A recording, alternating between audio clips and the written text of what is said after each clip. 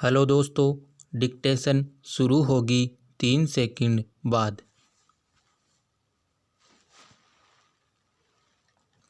महोदय, वे लोगों के साथ मनोवैज्ञानिक ढंग से व्यवहार करने में सहायता करें ताकि लोग दूसरे स्थानों में बसने पर कठिनाई न अनुभव करें या उन स्थानों को छोड़ने से इनकार न करें जहां वे पहले से रह रहे थे।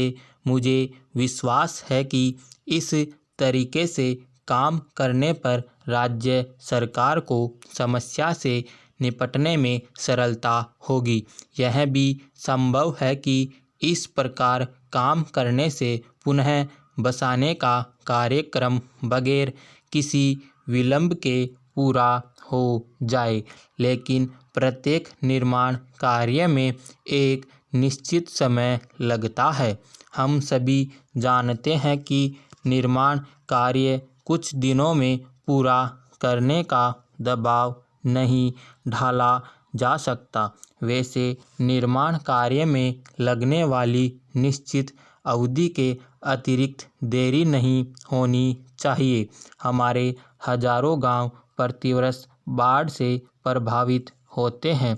कभी ब्रह्मपुत्र में बाढ़ आ जाती है तो कभी गंगा में, कभी गोदावरी बाढ़ का संकट पैदा कर देती है। शायद ही ऐसी कोई नदी होगी जिससे ग्रामीण क्षेत्र में बाढ़ न आती हो। प्रायः ऐसा होता है कि इस वर्ष एक नदी में बाढ़ तो दूसरे वर्ष दूसरी नदी में। इन बाढ़ों से होने वाली बर्बादी कम या ज़्यादा एक समान होती है। इसी प्रकार जब समुद्री किनारे वाले क्षेत्रों में ज्वार भाटा आता है तो हजारों की संख्या में लोग मारे जाते हैं। यह भी एक अन्य महत्वपूर्ण समस्या है। इस गंभीर समस्या से निपटने के लिए तुरंत क्या उपाय करने चाहिए? आप नहीं जानते, ये गांव प्रायः ऐसी आपदाओं के शिकार होते रहते हैं। वहां रहने वाले ज़्यादातर मछुआरे हैं। उन्हें उस क्षेत्र से बाहर निकालना संभव नहीं, क्योंकि वे प्रतिदिन मछली पकड़ने के लिए समुद्र में जाते हैं।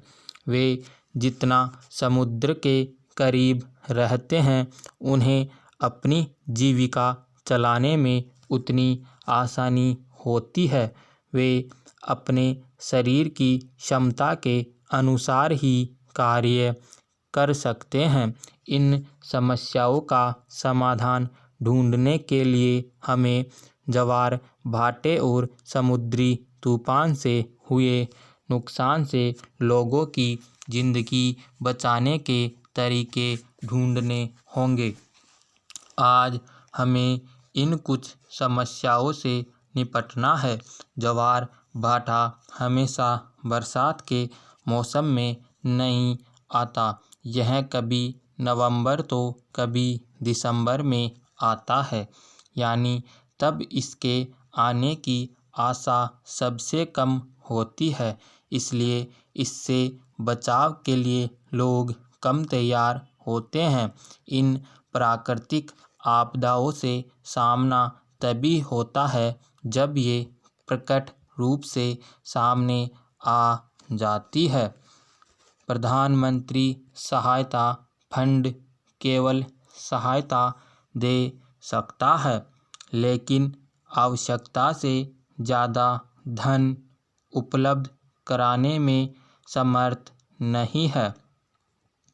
हमारा प्रयास यह देखना है कि कितनी सहायता देना संभव है और कितनी जल्दी यह राहत किसी दुर्घटना के बाद लोगों तक पहुंचाई जाए। सरकार किसी से भी प्राप्त होने वाले नए विचारों का स्वागत करेगी। इसी भावना के साथ हम देश की समस्या की ओर उन्मुख हो रहे हैं। समाप्त।